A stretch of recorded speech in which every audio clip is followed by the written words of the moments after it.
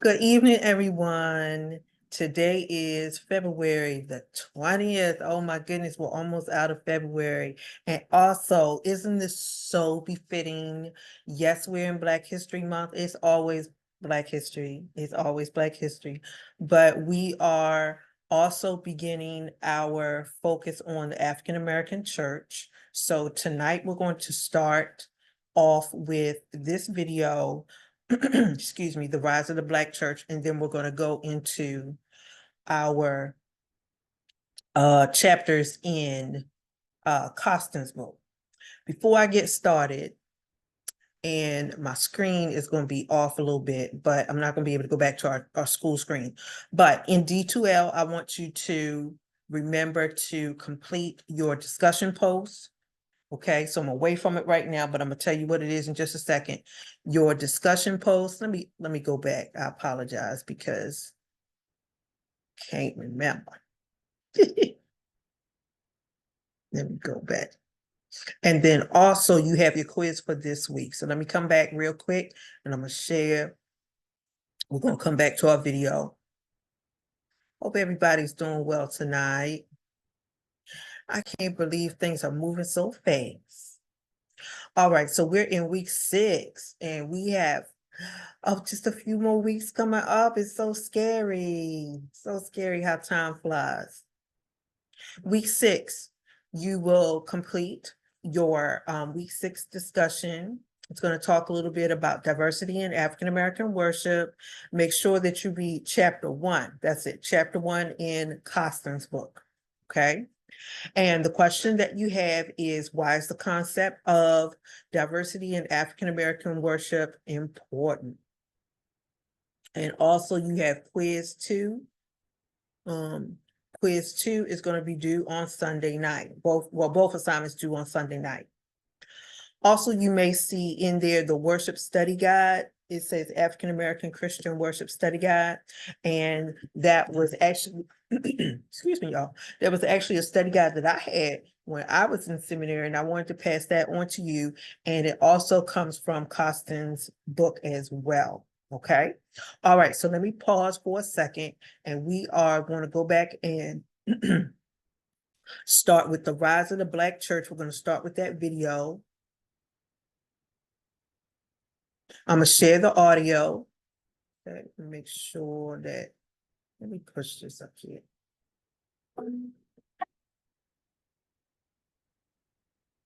All right, and I'm going to come right back to you and let's share this. Hold on, everybody. All right, here we go.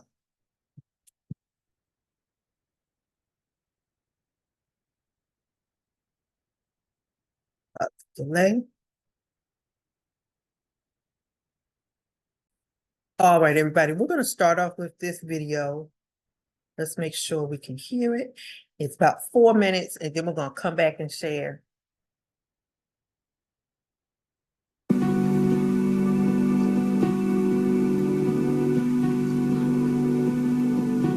So February is Black History Month, and I want us to take some time over the next few weeks to highlight the unique experience of Blacks in this country.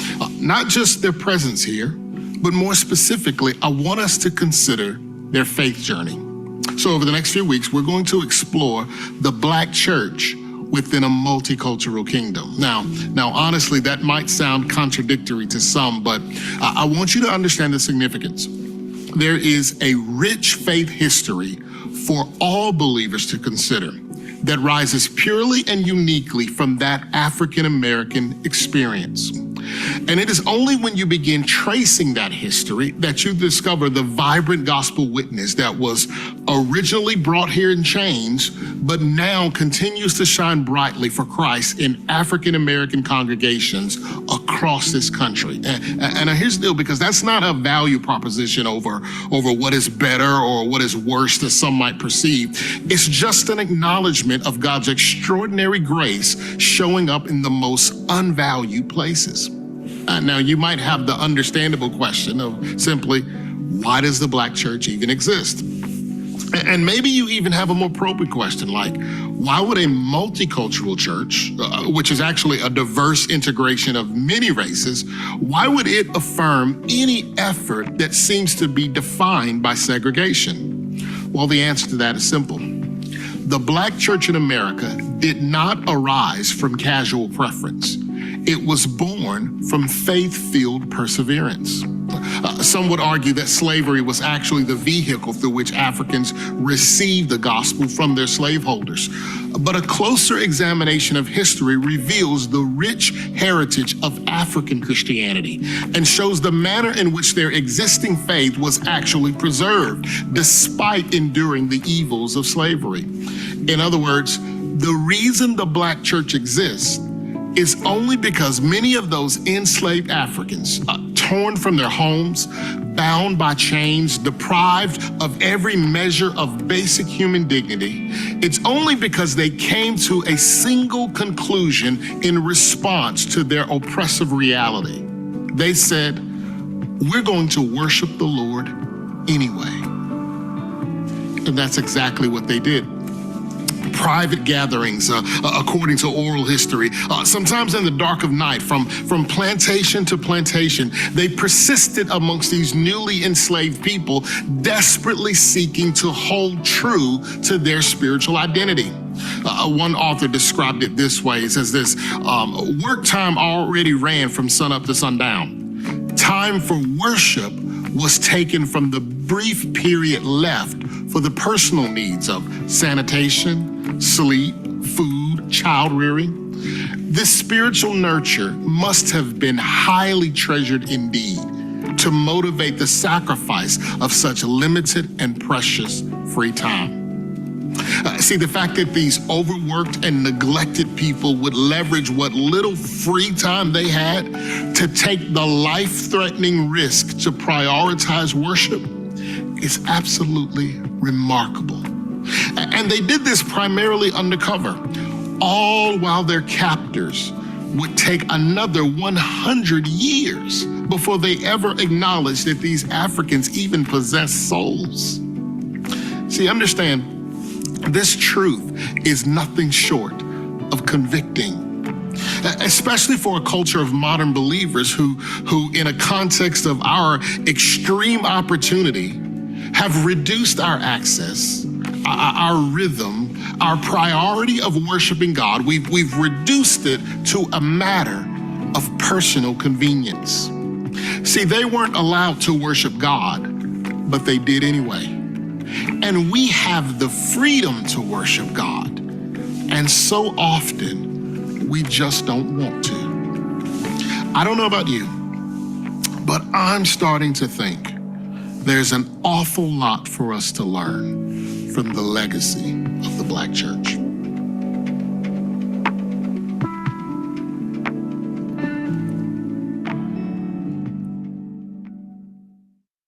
Okay, that's, let me stop you.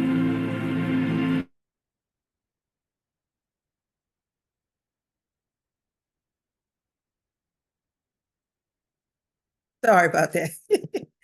All right, I'm back. Let's chat, As I'm gonna pull up our lesson.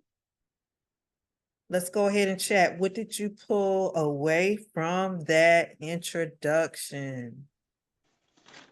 What I pulled away was right at the end when he talked about how we now today have the freedoms of worshiping Yeah. God, and we only do it at our convenience. When the slaves had to sneak and worship, and they were enslaved and tired from long hours of work and harsh, living and being treated bad, and all the conditions were just terrible, and they snuck and did what they had to do, and they were real creative about finding ways to worship God. They made it a priority to give God worship with the little time that they had, knowing if they would have got caught, they would have been worse, worse off. So that's my takeaway. Excellent. In the chat, enslaved ancestors made it a priority to worship. a priority and made the sacrifice. Sacrifice. Because it wasn't easy, right, Teresa? Right. I mean, when you think about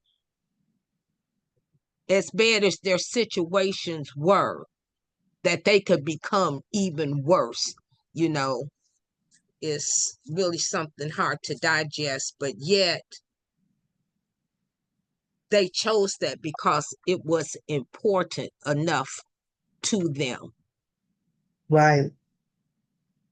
So let's stay right there, Teresa. She said it was important enough to them. And Tanya said, oh, very good. They held private gatherings to worship. Did I put up there? Okay, they made it a priority to worship. So there must have been something that worship was doing for the enslaved ancestors. It must have had some type of advantage, benefit. Remember, we talked way back in the beginning of this class about worship as community, koinonia, right? So it was a sacrifice. They snuck off and did things so that they were not caught. And yes, as we get to reading and we're going to move through chapter 1, yes, of course, they were caught in situations. And it was not always favorable when they were caught. But to sneak off, to make sure that we have this thing when I'm dog tired, when I've been in the field and I'm probably hungry and my body is not what I want it to be, I'm still going to find a way to gather with the folks and worship. That's something. So worship was integral for the enslaved African. Worship was something that bound them close together. As the gentleman said in the video, he talked about faith-filled perseverance. This was the glue that kept many of them. Okay, that was the glue. The worship, the faith was what was the fuel. I guess I'll use it like that, was the fuel. And okay, so we're going to go, let's keep moving. We're going to talk and open this up in Costen's book tonight, chapter 1, the theology of African-American worship. Okay, so let's talk about the theology. When we talk about theology, that particular word theology simply means how we see God, how we view God. Okay, that's where if you want to give it like an easy definition, theology is how we see God. All right, so let's pause for a second and look at what's going on. Actually, wait, I moved too fast. Let me go back. I love art, and I wanted to make sure that I also find pictures that are relevant to what we're talking about. Now, this picture is just like a drawing. Wasn't nobody taking pictures that time. This picture is like a drawing and of what they would call worship at a particular plantation, and it says down at the bottom in South Carolina. And let's just pause for a second. What are your feelings? What do you feel when you look at this picture?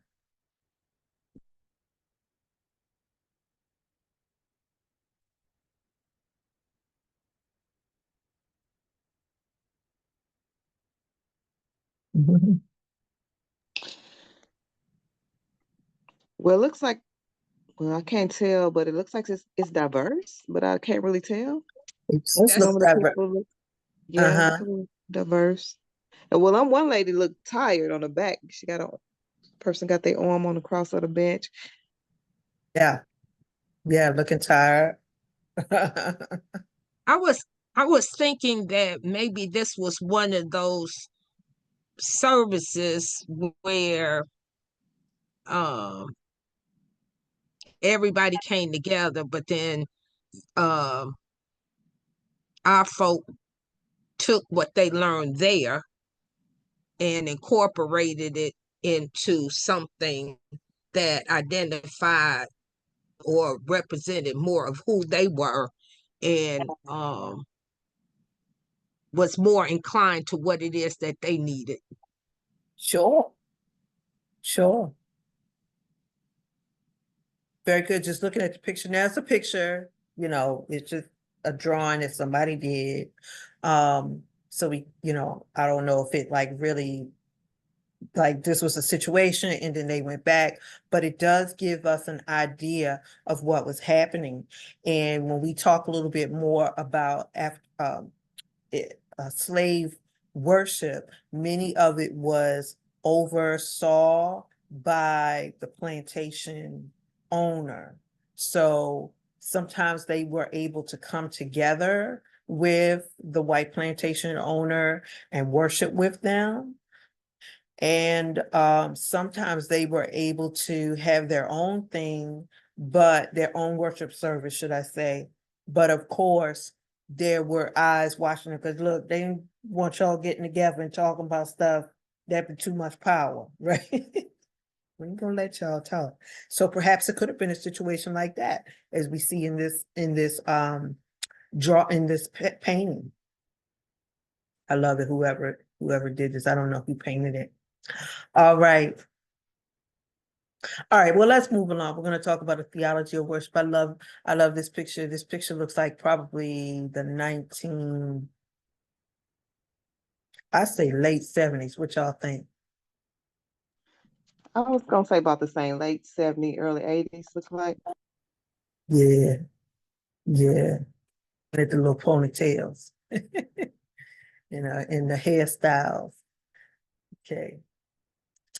Um, a perfect picture of African-American church worship experience. So if we look over here on the side, African-American worship, it's very rich. And when we talk about African-American worship, one of the key things that I want you to understand is that every African-American is not going to do the same thing, but there are similarities in which that go back to our African ancestors. What I also want you to understand is when we chatted, I think last week, we were talking about denominations and things like that. Well, Christian denominations came about simply because, I think we shared this last week, simply because it might have been a difference of opinion about things. Remember, we talked about music. So you might have one group that says, hey, we don't do music over here, we're good. And you may have another group that say, hey, we like music. So they like, hey, all right, bye.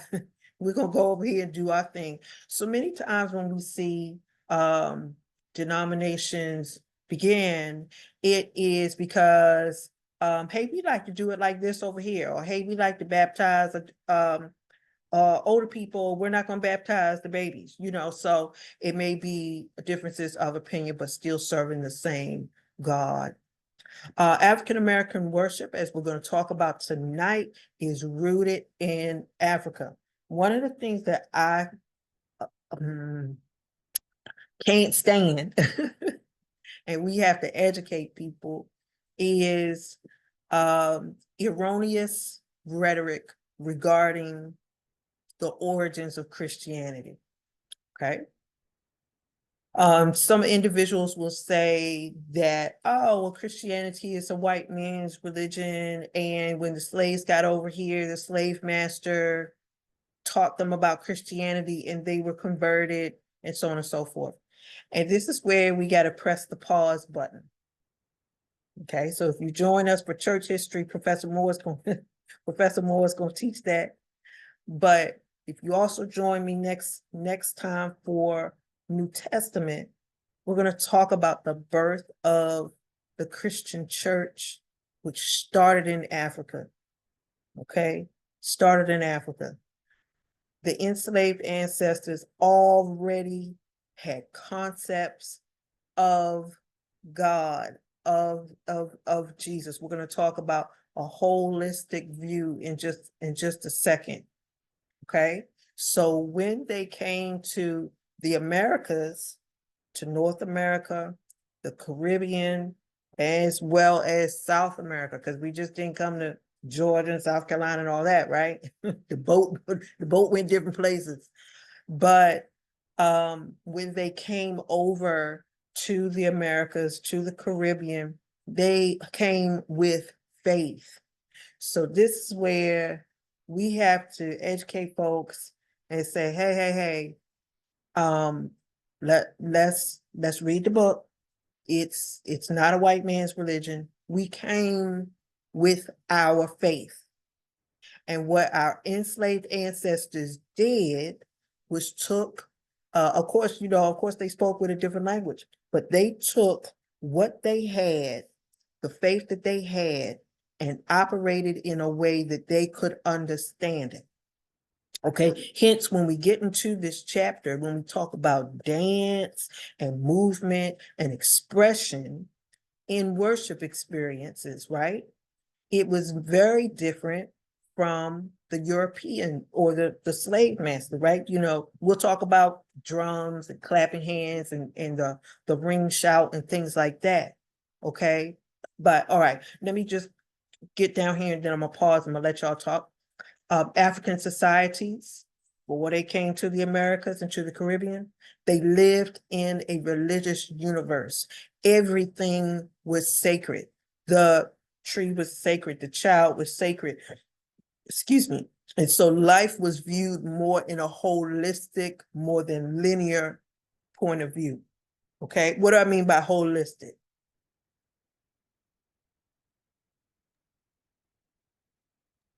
I think that's reconciling all of creation and the cosmos to God, seeing God in everything. In everything, very good. And so our ancestors came with that, they came with that in mind, that everything is considered sacred. The water is sacred, the animals were sacred, the grain was sacred. The wind that was moving was sacred, the baby is sacred, everything. Right? So let's pause for a second. Let me know if you have any questions, comments.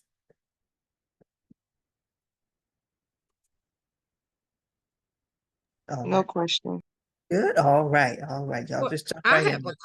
I have a question, but I don't know, should we wait until we get into the book? Go Because ahead. okay, because when we talk about, when I was reading this first chapter, and then when Costen says that the African Americans, when they had gathered for worship in their history of struggle for survival, and she was saying they were enslaved, marginalized, denied respect, and oppressed by the very people who introduced them to Christianity. So I know they had the faith, but I'm trying to reconcile what you're saying to what she said.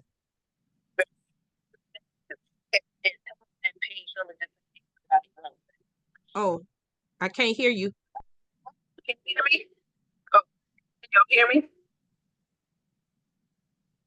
Say something. Hello? Uh-oh. Yeah, Hello? we can hear you now. Okay, did I go out?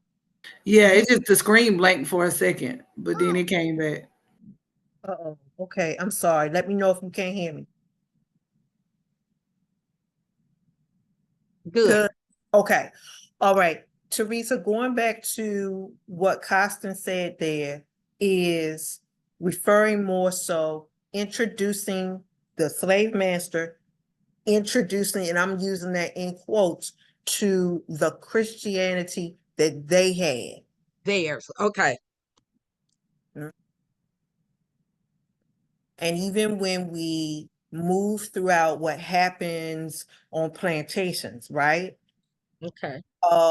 It was, we're going to use the Bible, but we're going to use parts of the Bible. Okay. We're going to use the parts to manipulate you, the slave and the master and all that kind of stuff. Right. Okay. To keep them Oppressed in in line line. right, oppressed. Okay. Right. Excellent. So remember, our ancestors already had a sacred way of living. Okay. All right. So we're going to talk a little bit more about that secrecy in worship. Imagine having to to live like that. All right. So if you all look at that little church, they were called like praise houses. And let me get a volunteer. Let me get a volunteer. I want you to read the top first. Somebody read that. Where it says the gathered community. Yes, ma'am. The gathered community first gathered in secrecy, invisible communities of faith, enslaved worshipers could hear the message and be encouraged. Okay. So what I want you to remember is we're going to talk more about invisible communities. You might be saying, well, that's crazy. How it's invisible and it's a community? What you think they mean? Maybe with secrecy and maybe in codes, maybe they had like different ways of saying and doing things without really saying it I- with words. Right. Our ancestors were so brilliant, so smart, that there was a whole language without things being said. We don't even have time to get into Negro spirituals and the codes that they swing low, sweet chariot. Like that was like a whole, y'all watch out because they fitting to get us tonight. Okay. That was a whole message right there. But it was not, they were not allowed to worship freely because worship does something to individuals. It empowers them. It's a community that if I get empowered, then I'm gonna empower you. And I'm gonna encourage you and you're gonna encourage me. So worship for the enslaved ancestors, for them to be in worship could be very dangerous. Okay. All right, let's go over to the bottom left. Somebody read that bottom left for us. The struggle for survival pushed African Americans to worship. Imagine being an alien in a strange land. How would you feel? What would you lean on for support? The Black church becomes a community of refuge, and worship offered refuge. Yeah. Mm. So I want you to think about that. They're in a place, I don't know these people. Maybe, some of them, you might speak my language and somebody else might speak a different language. Because remember, they were speaking different languages in different countries in Africa. So we're here, we're in America, or you're in South America, they speak in another language. We don't know what they're talking about.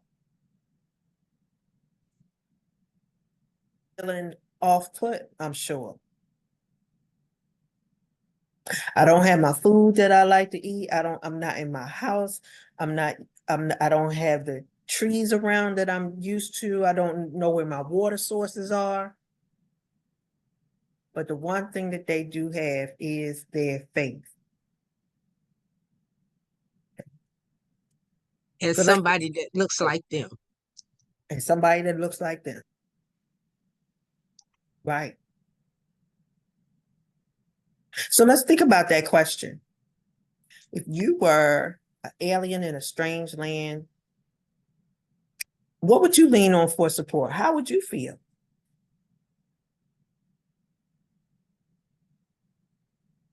I would probably feel lost because if you travel and you leave the country, that can be a little different for you too. So to Right.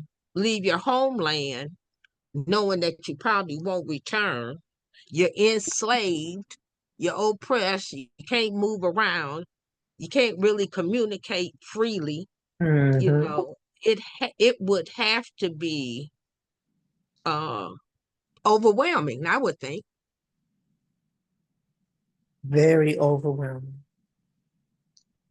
Yeah. Just to think about that, those who survived the boat ride, right? They survived the boat ride, made it here, trying to figure things out, but all that they have is each other and faith. Mhm. Good. All right. Good job. All right. So let's look at African American worship and let's see what goes back to African ancestors. Okay. So although African Americans, we may share common practices, remember, like I said before, we cannot assume that all Black congregations going to be the same.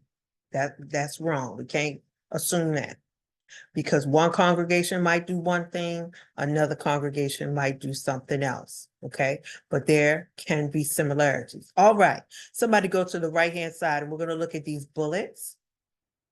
All right, somebody come and share with me. What are some liturgical practices that go back to Africa?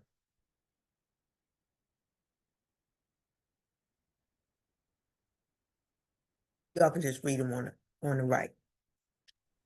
Okay. African worldview believes God created the world. Mhm. Humans are a part of the creation, sacred cosmos, communal solidarity, holistic relationships, cosmic rhythm. Awesome. And I'm sorry, Kayla, let me get to your point and we're gonna come back to the screen. She said it would be definitely overwhelming, but comforting to be in a space with similar faces and energy. Yes, you know what, let me highlight that real quick, then we'll get back to the screen. That's one of the innate things in Black people where, and y'all check me if I'm wrong, you go to a place where there's not many of us, there's just this thing where you kind of search out for your own. It could be a store, as Teresa was talking about traveling. You kind of look for the folks who are similar. Yeah, as Kayla said, it's like when we go somewhere and share, yeah, yeah, you share that look, especially with a sister, and we don't even have to say anything. Right. Okay, good job. All right, so thank you. As we talked about the African worldview, and then we look at African American worship, there are some similarities that everything is sacred, that sacred cosmos. We, the people, are a part of this world and were created in God's image. We see that in the first book, in the book of Genesis. Community, we talked about that. Community is very big in the African American church. Okay. This whole thing of cosmic rhythm, meaning that something has to die and then something is born from that. Yes, you know, what's the movie? They sing the circle of life. Is that the Lion King? So when you think of cosmic rhythm, you know, that's the circle of life. Okay. All right. So ladies, I love this picture at the top. Let's talk a little bit more about African ancestry. And this comes from, we're kind of like around on page 7, 8 in the book. Okay. Let's discuss a little bit tonight. So there has been a persistent negative attitude, negative point of view towards African religions. And I want to ask you, why do you think that is? Why do you think excuse me, why do you think the slave masters had to make sure they doing the right thing? Why do you think they had to get all in our business?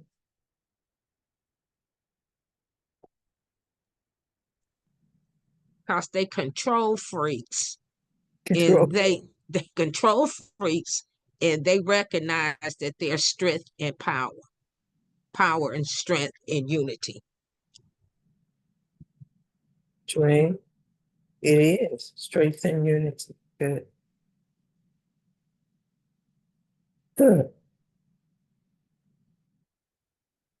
Keep going. I want you to sit with that for a little bit. Why do you think there is this negative attitude toward African religion?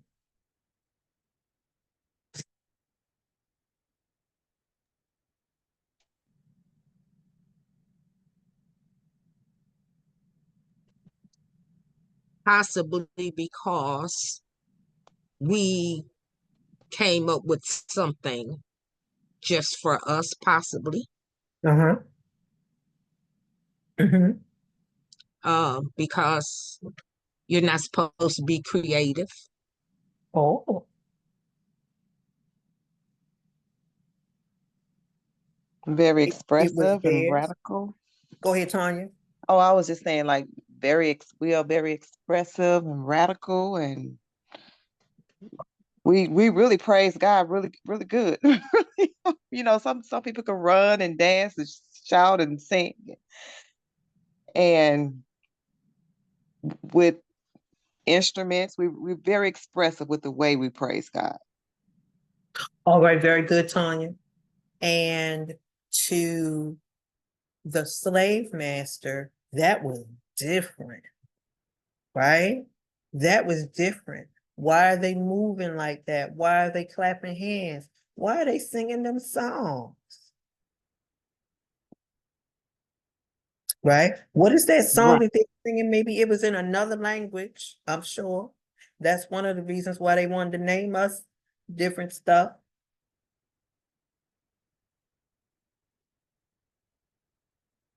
So there is, and it still is today, there's this negative view or this negative attitude that what they was doing over there was wrong.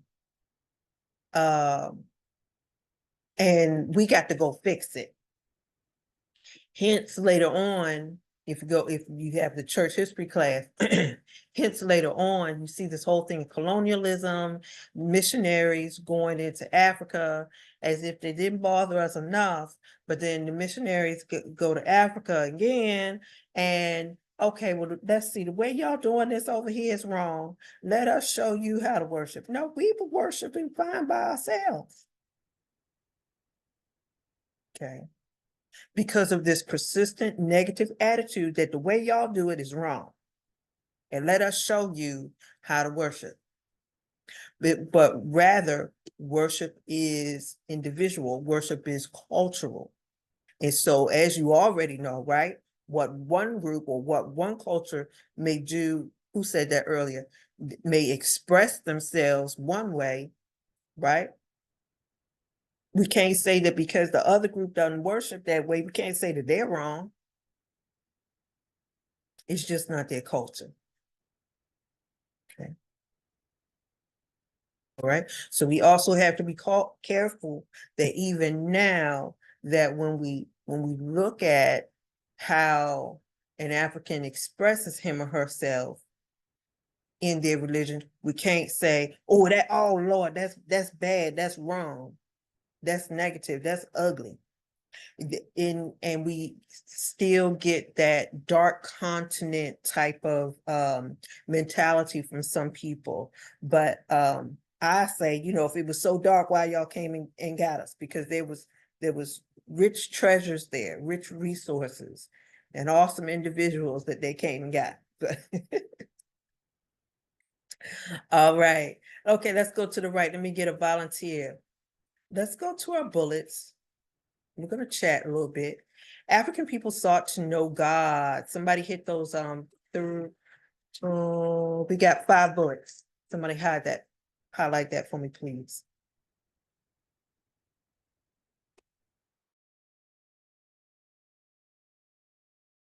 All right. African people in American expressed in a number of ways the importance of knowing God. Doctrine and creeds were not important. Knowing God provided clarity and certainty. The African American preacher would express what God wanted them to know. Hearers would participate in and claim the reality of the experienced knowledge as they seek to know for themselves. Thank you, Teresa. I did have a typo. Sorry about that. That was African people in America. Thank you. Yes. Yes. And so yes, there were preachers. There were African American preachers. There were enslaved preachers, right? That were preaching to their group in the way that they liked it. Okay. But the way that they came together really helped them to express the key thing: we know God. We have some type of faith that's holding us together. Okay. Let me just pause for a second before I move on. Any questions, comments you want to add there? Why do you think doctrines and creeds at that point weren't important to them?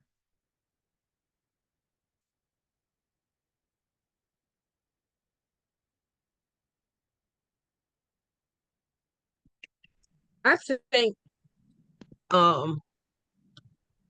possibly it would have changed the liberty or the freedoms that they had been practicing. I think the doctrines and the creeds may have structured their worship experience. Could have structured it. And I think to add to what she said, Teresa just said, in some situations, it seemed like it would be more about like they just needed strength to survive or get through the day, or just for like thanking God for food, or, just to give them strength for tomorrow. More day to day, just to be able to renew strength to make it to the next day or to get through the day. Basically, you're right, because from day to day, we don't know who's going to be here. Somebody could have ran off, somebody could have been killed, somebody could have been raped, somebody could have been harmed, Oh my goodness. So much could happen between one worship service to the next. So creeds and taking up offerings and all that. No, I like how you said, just simple. We need a message, we need some type of encouragement and community, and let's lift up our faith. And then let's go home. Because remember, they didn't have all night to be down worshiping somewhere. Had to make it quick so we could get back to the house. Okay. And remember that their worship, actually, let me go back real quick. Their worship was participatory. What do you think I mean by that? I'm going to pull up something real quick. What do you think I mean by participatory? Everybody participated in the worship experience. Right. Everybody had a role. Everybody joined in. Everybody joined in. If this was singing, or, we're going to talk a little bit more about how they got together. Many times they would get together by water. And water, excuse me, everybody. Water would sometimes drown out the sounds. So water was very important to them and where they worshiped. Okay. but everybody had a role. Let's see here. I want to make sure. Okay, I'm gonna come back. I just want to go over 3 terms real quick, and then we're going to pause for the night.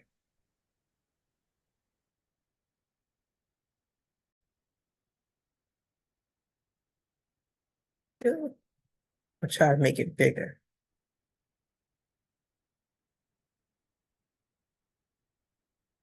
Okay. All right, try to make my screen a little bigger. There are just 3 terms I want to highlight here before we go tonight. So right here. So remember, as we shared, African spirituality, as we kind of see some things that were repeated from earlier on the PowerPoint, you have this whole cosmos thing that everything in your universe is sacred, but there's also a connection, an interrelatedness of everything, okay? Cosmic rhythm means that everything is in some type of order. There's a divine order.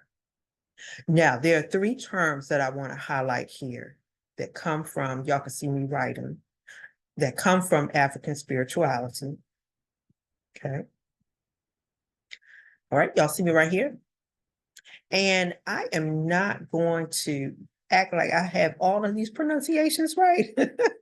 So I'm gonna do my best. I know the last 2, but this one is a little tricky. Kababa. Excuse me. Kababa. Okay, and so that is Egyptian, an Egyptian word for spirit. Now somebody tell me, y'all go back, where's Egypt? Africa. Okay, there you go. Okay, so that's an Egyptian word for spirit or holy breath. Holy breath. Ruah, R-U-A-H. Ruah is Hebrew. In Old Testament is written in Hebrew. Ruah is a Hebrew term for spirit. And Pneuma. Greek, the New Testament was written in Greek. And so pneuma is a Greek word for spirit. Okay. I'm gonna come back to that pneuma in just a second. So this whole thing of nature and spirit and creation are viewed as unified as one in the African cosmology. And if you look at that particular word, pneuma, we talk about spirit, it might sound like some other words in English. Sound like pneumonia. Uh-huh. Yep. Pneumonia and Let's see. No, yeah, it's like something else that was on no. pneumatic. No. Okay, that probably was I was thinking. No. Okay, pneumonia. Okay, but I was thinking of something else. But yeah, breath. So if we get something going on, I hope you don't get that, but pneumonia really affects your lungs, your breath, short of breath, you're coughing. And so what I would just wanted to say before we leave tonight is that there are already words for the spirit. There were already words, there was already connotations, there was already feelings before they got here to the United States, to South America, to the Caribbean, that there is something bigger than us, that there's this spirit that's moving, there's this creator that made us. Okay. Let me go to the chat. Yeah, thank you. Thank you, Kayla. I see you in the chat. Good job. Okay. Let me erase this here. Let me pause real quick. So I want you to remember those 3 terms: kababa, ruah, and Numa. Okay. That tells us that our ancestors already had faith. They already had a sense of there's a spirit moving, there's something bigger than you and I. Let me hit this real quick and then I apologize. We're gonna go ahead on out. It was the African sense of God's freedom to be God, to continually create and transform reality. And this, y'all, that was the thing that gave them hope. Oh my goodness, to be on a boat, to be on this plantation that is harsh, to just think about the temperature, that they felt being even like in Georgia or Florida, Maryland. Well, Maryland, yeah, Maryland has slaves. It's cold. It gets cold, y'all. We were just talking about how cold it is tonight. It's cold. And so just imagine they're trying to navigate through, my little thing said it was 30-something degrees out. It was say, I'm looking on my phone here. What's the temp? Oh, no, it says South Fulton is 28 degrees, Lord. 28 degrees. And trying to navigate this whole new climate. And you came from a lush African country that does not deal with snow or snow flurries or cold. Dana said, yeah, you're South Fulton too. Okay.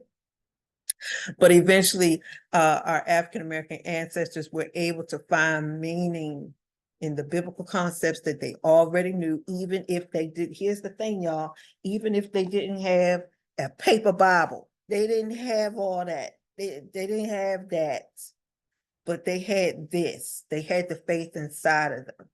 Okay, so they were able to find meaning in those concepts. They were able to find strength when they got together with their family members, with the other enslaved folks, and they established, this is go back to what Teresa was saying earlier, and they established their own form of Christianity. It didn't look like the slave master's form. No, because they took what they had from Africa. They might have took some things that they got over here, of course, because you're here, right? You got to adapt. And they made it into what made sense for them. We're going to talk a little bit more next week about these invisible institutions and how they got together in what we call like hush harbors, which would literally be out in the woods somewhere. So imagine, I have in the background that the church building, somebody's church, but I mean, that's a nice looking church building, right? But they didn't have that. They didn't have that. They were literally outside. All right. All right. So we did very good. Everybody, it's 8:01. Any questions, any comments before we go? None for me. No questions. Awesome. Awesome. Very good session tonight, ladies. All right. So remember your quiz 2. For those folks who are watching, make sure you go to your module for this week, quiz 2. And I've got to update some things on your screen, but in your page, but I'll also be going to the last week and I need to update your research paper directions. All right. So if you have any questions for me, just send me a message. But if not, I hope you all definitely please stay warm. You too, and take care. Good night, everyone. Thank you. Good night, you guys. Stay warm. Happy weekend. Good night, everyone. Yeah, weekend All right. coming. Peace and blessings. Good night. Bye-bye. Good night.